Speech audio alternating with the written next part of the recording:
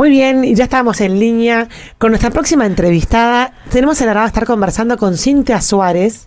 Ella es periodista y es autora del libro La Peregrina de los Esteros, que habla de Mamá Antula, María Antonia de Paz y Figueroa, recientemente beatificada en Santiago del Estero. Hola Cintia, bienvenida a Citas de Radio. Mi nombre es Elisa Peirano. ¿Cómo estás? Hola, ¿qué tal? Gracias por este espacio para difundir a la Mamá Antula. Y bueno, la verdad que muy feliz por esta gracia de haber estado el sábado pasado en la beatificación de María Antonia, que ha sido una verdadera fiesta de fe, en donde estuvieron más de 50.000 personas, todas congregadas con un mismo objetivo, que era celebrar la beatificación. ¿Estuviste presente en esa ceremonia? Sí, estuve presente en Santiago del Estero, en la Plaza Monseñor Sueldo, donde se realizó la ceremonia de la beatificación. Uh-huh. Comenzó a las 11 de la mañana y estuvo, como celebrante el prefecto del Vaticano, Angelo Amato, y después alrededor de 200 entre obispos y sacerdotes que concelebraron. Ah, mirá vos, qué impresionante. Para quien no conoce la historia de Mamá Antula, Cintia, ¿querés contarnos un poquito su trayectoria y su vida? Sí. María Antonia nace en 1730 en Santiago del Estero.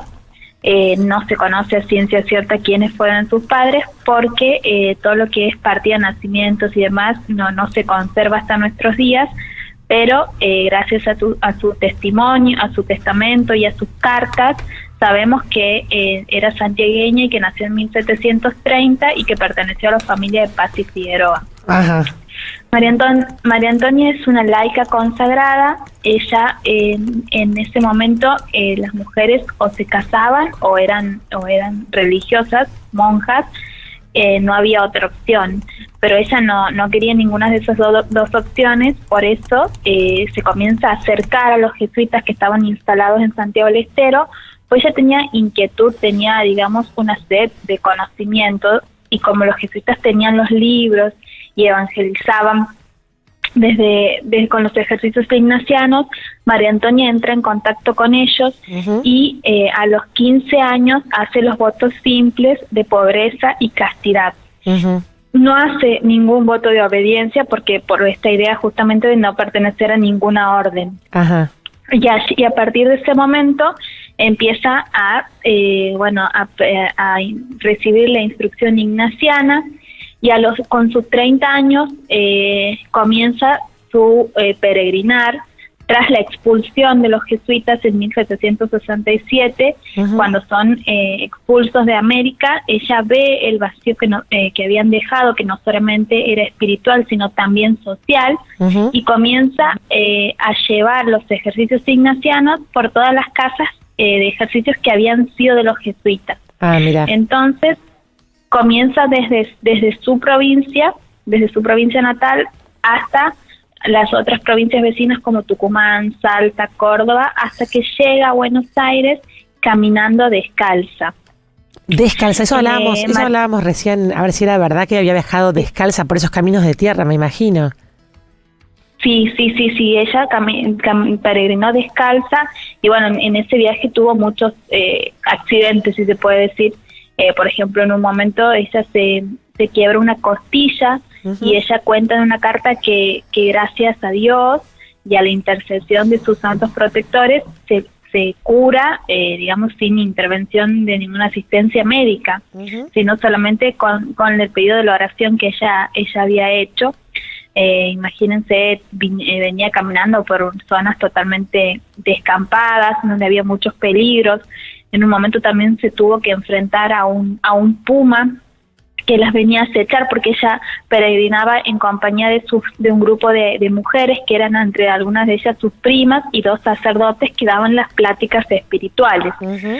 Entonces tuvo que superar todo ese tipo de obstáculos hasta que finalmente llega a Buenos Aires. Uh-huh. Cuando llega a Buenos Aires tampoco fue grato el recibimiento, sino que ingresa a la ciudad de Buenos Aires, y unos niños como que le veían una mujer alta, rubia, toda vestida con una sotana de jesuita, imagínate que la veían como una mujer loca o que no estaba cuerda, entonces le empiezan a tirar piedras. Y ella, sí, ella, porque en ese momento había una concepción de las brujas, de las hechiceras, entonces la vinculaban con algo así. Y ella se refugia en La Piedad, donde actualmente están sus restos, y entonces por eso ella pide que ese sea su lugar para el descanso eterno. Mirá vos. Y hasta el día de hoy, en la Basílica de la Piedad de Buenos Aires, en el barrio de Congreso, están sus restos, de acuerdo a la voluntad de María Antonia. Y Cintia, ¿puede ser que sea vinculada también con la sanación de los niños, que leí en un diario de Santiago? Como que la gente de la Piedad Popular le pide a ella cuando tiene un niño enfermo. Sí, María Antonia ella digamos, en todo su trabajo de evangelizador, se hacía cargo, por ejemplo, de los niños huérfanos, y a los niños que no tenían apellido les ponía su apellido, porque cuando ella se consagra a la vida religiosa, toma el nombre de María Antonia de San José. Entonces, los niños que no tenían apellido, ella les ponía su apellido de San José. Y se hizo cargo de los huérfanos, y también ella tenía una devoción muy especial por un niño Jesús que le llamaba el Manuelito, que es un niño Jesús que duerme en una cruz, pero que es una imagen, digamos, poco típica, porque por lo general en la cruz no hay un niño. Y ella, a ese Manuelito se le atribuyen milagros también, y ella lo prestaba para los partos, para las situaciones de salud difícil de aquella época, y entonces por eso viene la idea de pedirle para los niños. Mirá vos. Además que como su nombre lo indica, Mama viene de la idea de madre protectora. Entonces es por eso que María Antonia tiene esa capacidad y se pide su intercesión para los niños. Cintia, ¿cómo estás? Catalina soy, ¿cómo te va? ¿Qué tal? Mucho gusto. Mucho gusto. ¿Qué te llevó a vos a escribir el libro de Mamantula? Mira, yo empecé con esto hace 5 años cuando era el no tema. O sea, si bien había publicaciones de libros, de autores, no estaba masificado ni mucho menos. Entonces, yo en un momento a mí me convocaron para escribir un libro que era una antología, donde participaban distintos autores, y había que trazar paralelismos y sobre distintas personalidades. Entonces yo me puse a buscar sobre quién voy a escribir. Entonces dije, bueno, tiene que ser alguien que sea una mujer y que sea Santiago del Estero, donde yo nací. Y ahí empecé a buscar en internet y la encontré a la Mamantula, que la conocía de nombre, pero no sabía nada de su vida. Y empecé a escribir ese capítulo de ese libro, y después dije, no, esta mujer fue tan increíble que necesita un libro para ella sola, porque aparte había recopilado tanto material que creía que había que reflotar ese personaje, digamos, de la historia que había sido olvidado. Claro. Entonces ahí empecé a escribir, hice la investigación, que me llevó por lo menos 3 años, y bueno, y como resultado surgió el libro, que lo publicamos en el 2015, y bueno, y ahora la bendición de la beatificación. Claro. Y para vos fue un hallazgo te empezaste a meter de a poquito en la vida de esta, bueno, próximamente santa. Para vos fue como un descubrimiento también ver tanta devoción. Se nota que es una beata muy popular, ¿no? Sí, a mí me pareció que además de ser una mujer entregada a Dios, era una mujer muy importante históricamente para la Argentina. María Antonia es la patrona de las mujeres empresarias argentinas, es la primera escritora rioplatense, y entonces a mí me parecía que había que tomar esta mujer para difundirla ahora y promover los valores que ella tenía, que no eran solamente, digamos, de hablar, sino que ella hacía, y es más, entregó su vida al prójimo. María Antonia ha sido la madre espiritual de la Argentina, porque por su casa de ejercicios de Buenos Aires han pasado muchos de los miembros de la Junta de Bayo hasta Manuel Belgrano. Entonces, todos los valores que la madre difundía con sus actividades en Buenos Aires sirvieron para que nuestro país sea lo que hoy es, un país independiente. Claro. Entonces, a mí me parecía que es una mujer que sirve como ejemplo para todas las épocas de perseverancia, de paciencia, porque ella iba y los jesuitas eran una palabra prohibida en ese momento en el virreinato. Ajá. Entonces el virrey no quería saber nada, el obispo no quería saber nada de que ella reactive el tema de los ejercicios ignacianos, pero ella, sin embargo, iba hasta que logra los permisos. Claro. Entonces, me parece que también la idea esa de la perseverancia y la paciencia en nuestro tiempo es muy importante, porque hoy por hoy tenemos una vida que estamos por ahí nuestro tiempo se distribuye para muchas cosas, por ahí nos concentramos en las verdaderamente cosas importantes como la familia, las cosas que son de Dios y demás. Entonces, me parece que es un ejemplo para eso también. Cintia, y para alguien que no está familiarizado con lo que significan los ejercicios espirituales, ¿cómo podemos explicarles o qué es los ejercicios ignacianos, que son tan característicos de los jesuitas? Sí, los ejercicios ignacianos son ejercicios que, bueno, en su momento duraban hasta un mes, o en el caso de la mamantula los daba por 10 días, y hoy por hoy ya duran un día o un fin de semana por la vida actual. Son ejercicios que nos sirven para promover el discernimiento de las cosas que son de Dios, de las que no son de Dios, uh-huh. Y además también son ejercicios en donde se pone en movimiento el cuerpo de la persona, uh-huh. Porque no solamente es una plática espiritual, sino también es como una actividad física, y nos permite justamente discernir en nuestra vida cotidiana las cosas que nos hacen bien y elevan nuestro espíritu de las que no. Uh-huh. Entonces, históricamente estos ejercicios han sido muy muy importantes y transforman la vida de la persona.